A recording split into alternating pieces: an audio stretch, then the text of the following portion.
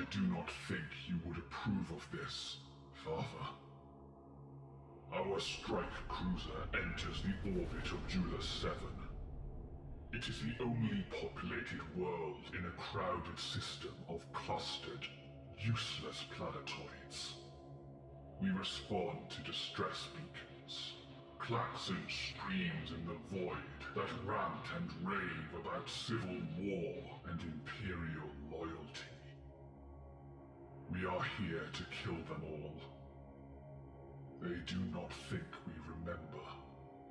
They think that Julas 7, a small industrial world in the hinterland outskirts of the Segmentum Solar, has gone unnoticed in a war that brought an emperor to the brink of death.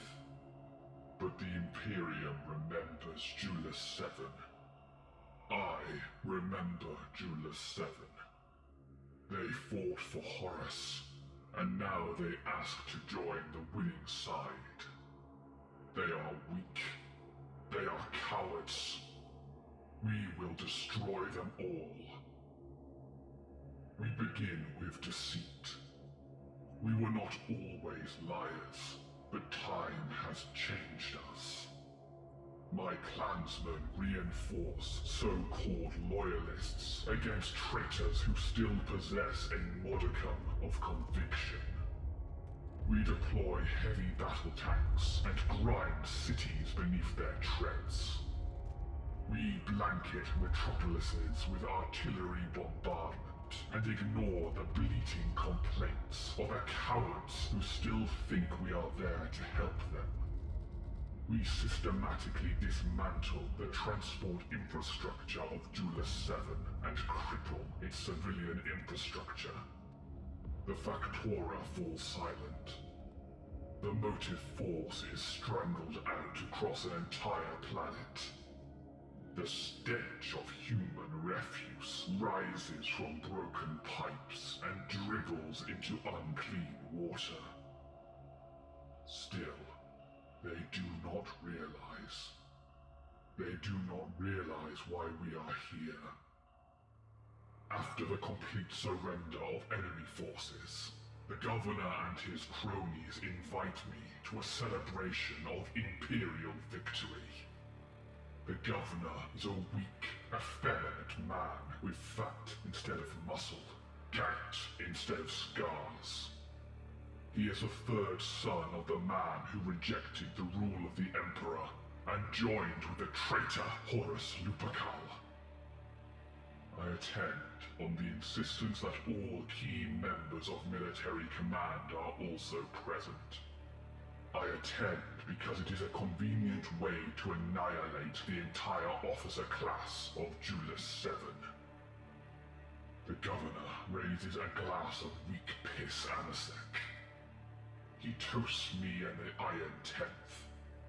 He toasts your memory, Father. I raise my glass with a hand of metal and crush it to powder. I drive that fist of iron and broken glass into the Governor's face, with sufficient force to break his nose and cave his skull into fragments. He is dead before his neck snaps back, and when he hits the ground, his flabby body slaps wetly against spotless marble. In the shocked silence, my clansmen raise their weapons and paint the marble red. We secure the governmental palace. We order the civilian population to gather in great numbers, to kettle themselves in enclosed spaces for displays of abject supplication. When crowds, millions strong, huddle together in courtyards and municipal enclosures, I order artillery strikes and bombing runs upon them. Some survive. We have not been subtle. Our deceits are paper thin, held together by the desperation of a planet clutching at straws. The cunning and the suspicious do not gather at the extermination fields. They retreat into the bombed-out remnants of their shattered cities. It will not save them. My clansmen begin the mass purging of the remaining populace. I do not think you would approve of this, Father. We destroy the air purifiers and any sanitation complexes that have thus far survived.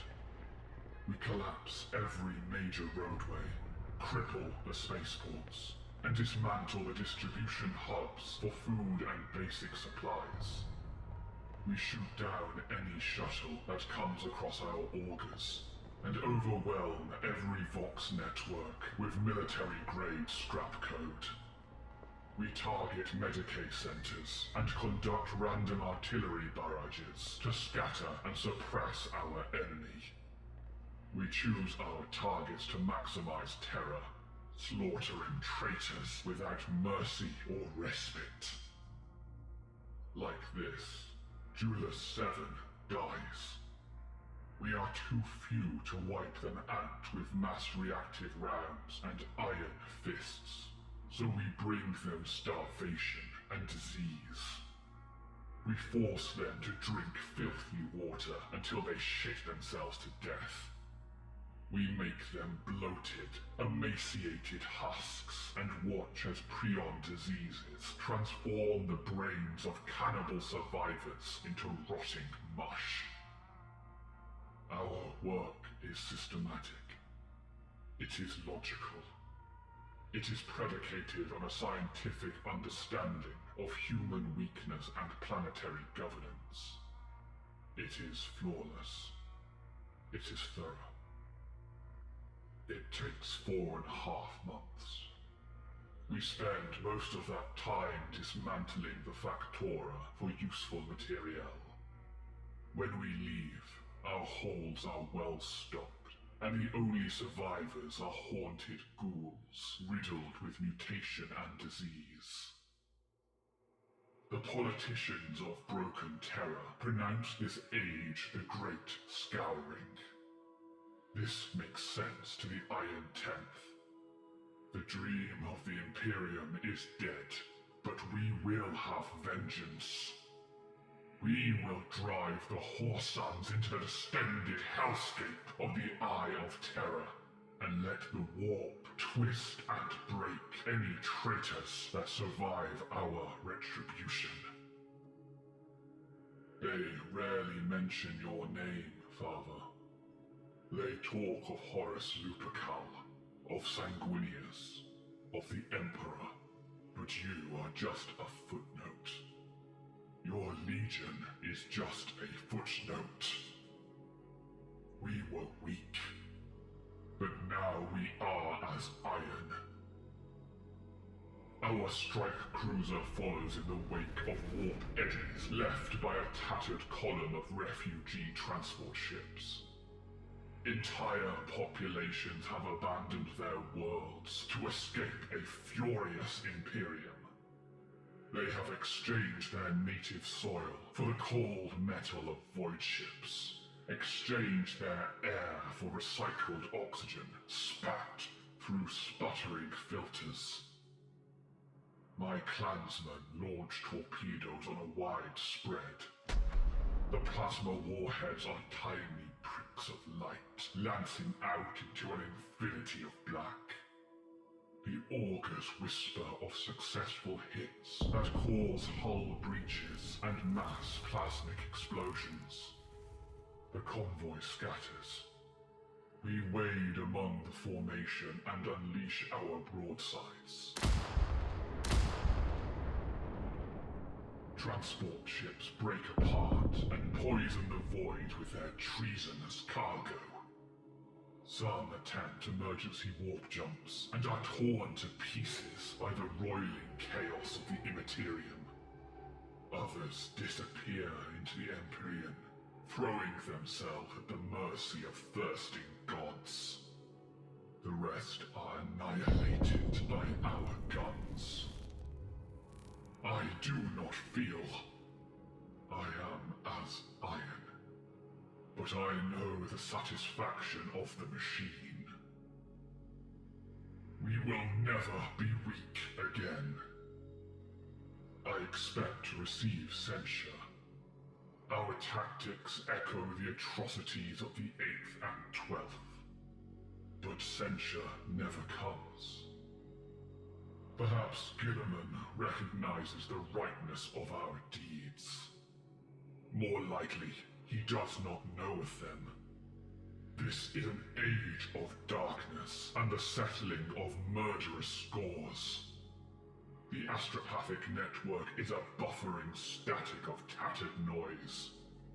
Contact has been lost with hundreds of thousands of worlds. Legionaries may act with impunity in this bitter age. They say he seeks to restructure the legions. I do not care. My legion is already shattered and broken. Let the politicians and the bureaucrats bicker over the carcass of empire. While they pick at the Imperium's corpse, I will unleash my hatred upon its killers. We board the hollowed wrecks of the transport ships and search for survivors. Where we find them, they are interrogated until they are pleading for death. We learn where they were going. We learn the name of the whoreson who gathers them to his banner. We bring war to the agri-world of New Patricius. Our strike cruiser approaches a Universe-class transport vessel, and stormbirds carry me and my clansmen to a breaching point along the ship's upper spine. Mortals armed with las carbines and shotguns break before transhuman Astartes of the Iron Hands Legion. We cut a bloody path to the bridge. I crush the captain's head in a bionic fist. The Iron Father processes numerology as I aim the transport vessel at the northern ocean shallows of New Patricius. He determines the exact moment of collision and sets the plasma drives to detonate 2.4 seconds after impact. My clansmen destroy the bridge equipment to prevent course correction. We leave. We leave most of the crew alive. They will follow the instructions sent from the bridge. They will not understand the nature of those orders until they feel the crush of gravity on their bones and feel the atmospheric trembling of a void ship breaking apart. It is our first volley. The transport vessel crashes into the northern ocean 2.4 seconds before its drives explode with the force of a small sun. A Universe-class transport is 12 kilometers long and 1.3 kilometers abeam, with a mass of 60 megatons. When it hits the northern shallows, the impact boils the ocean for miles around. The resultant pressure differential sends winds faster than the speed of sound across the northern continents of New Patricius, setting the entire landmass on fire as 100-meter wave tsunamis sweep away the coastal cities. Hydrates at the bottom of the ocean melt and evaporate into vast quantities of methane gas, sufficient to suffocate the population to death in a matter of years. Ocean-wide currents that regulate the planet's global ecosystem are disrupted, beginning an ecological process that will thrust the world into an eternal ice age. We are hailed by Captain Tevagon Marek of the Sons of Horus. His face is a twisted scar of desperation and despair. He offers his unconditional surrender if we will spare the southern continent our cold fury. I tell him that a surrender that comes with conditions cannot be called unconditional, and cut the comms. we launch a drop pod assault on the only southern metropolis of New Patricius. My clansmen and I secure the 4 spaceports, and heavy shuttles deliver armor and artillery to the surface. The northern horizon is flame and screaming atmospherics. Earthquakes have sundered entire districts. The city is already struggling with blazing fires and widespread panic. We face nothing in the way of military opposition. That briefly changes when Captain Tevagon Marek leads a squad of Horsan traitors against us at the easternmost spaceport. He challenges me to single combat, and I respond by shooting him 3 times to the chest with my bolt gun. Before he can get up, my boot is crushing his helmet into his cracking skull. He kicks me away and throws off the ruins of his helmet. His skull is partly caved in. Blood runs from his nose and eyes, clotting black upon the lips and cheek. His teeth are broken pebbles, falling like rain from his mouth. He lunges with a power sword. I grab the blade before it can strike me. I feel the power field burn away the ceramite of my gauntlet, and then the skin beneath. I feel as my remaining biological hand is transformed to searing ash, as my hand of metal slams the weight of a bolt gun into the side of his head. The flesh is weak, but iron endures. He falls. This time, I put a mass-reactive round into his unprotected skull, and he does not rise again. As the heavy shuttles break atmosphere, I have the Iron Father amputate the remains of my right hand and replace it with iron. We do to New Patricius what we did to Julius 7. We systematically dismantle the municipal infrastructure. We slaughter every living thing we find.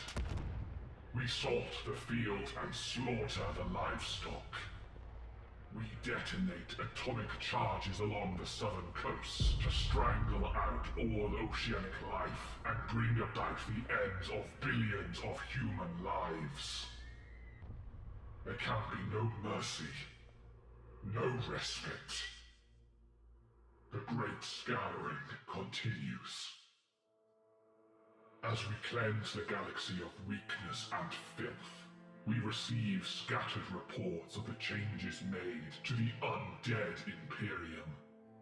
Your brothers are disappearing, Father. Gilliman has been slain by a poisoned blade. Murdered by the same monster who murdered you. Lehman Russ has chosen self-exile and suicide in the Eye of Terror, seeking the corpse of Lionel Johnson. Jakati Khan has been missing for over a century. No one knows where Corvus Corax has gone. Only Rogel Dawn and Vulcan remain, presiding over an empire of rot and ash. No one speaks of you, Father. You remain a footnote in the annals of history. They speak of Gilliman and Sanguinius and Lehman Russ.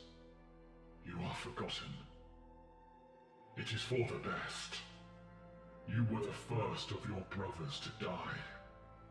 And it was an ignoble death. A stupid death. You blundered into an obvious trap without sufficient support, and led your sons to slaughter. You were compromised. You were emotional. You were weak.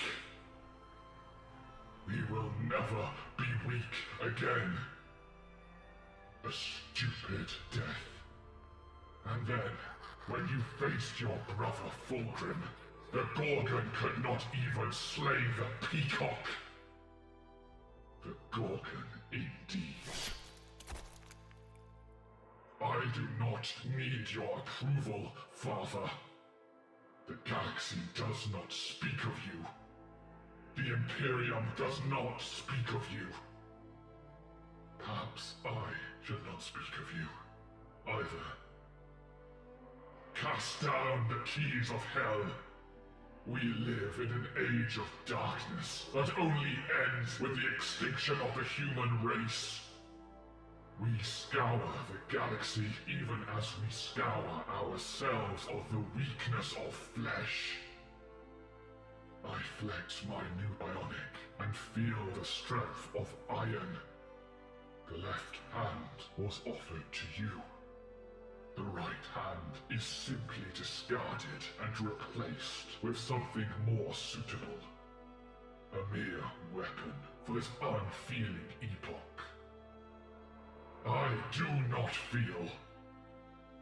This is not grief. It is the acknowledgement of reality. This is not hatred. It is conviction. This is not rage. It is purpose.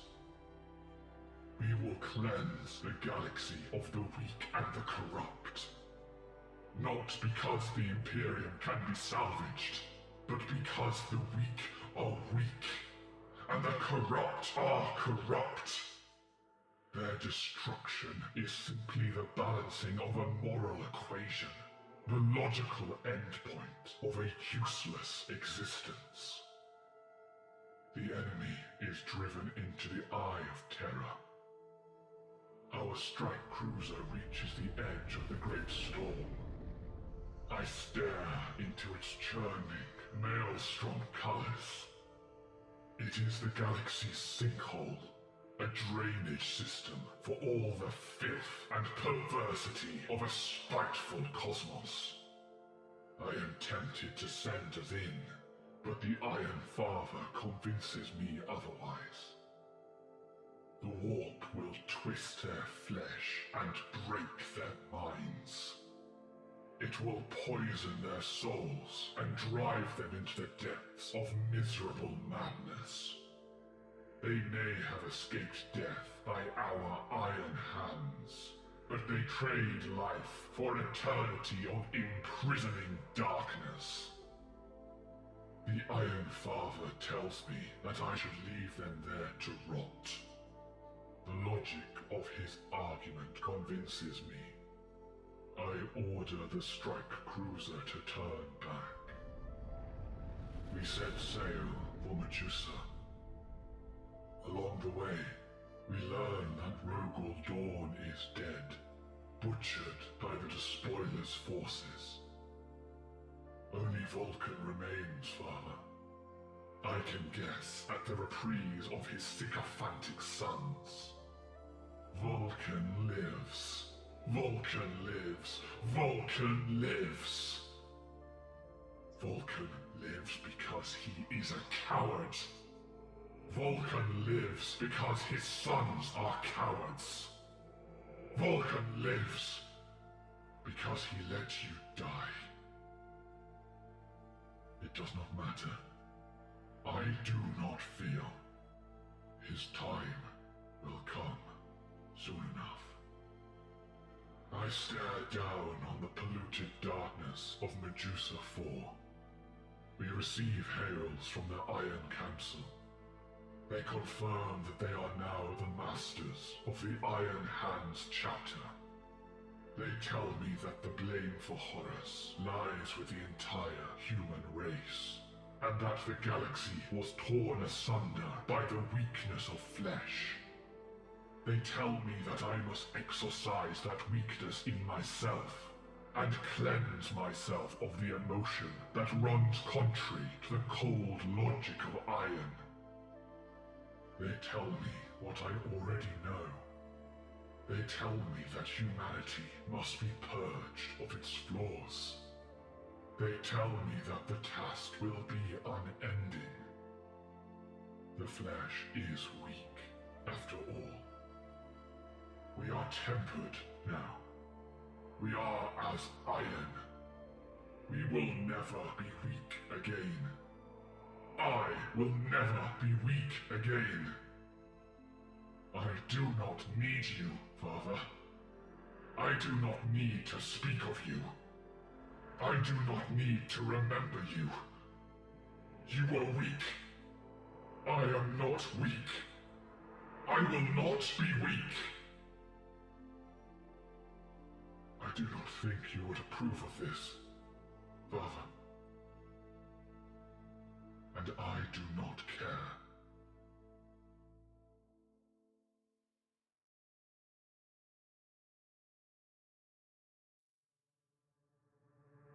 Thank you for listening to this video from the Archive Tower. If you enjoyed this story, please like and subscribe to the channel.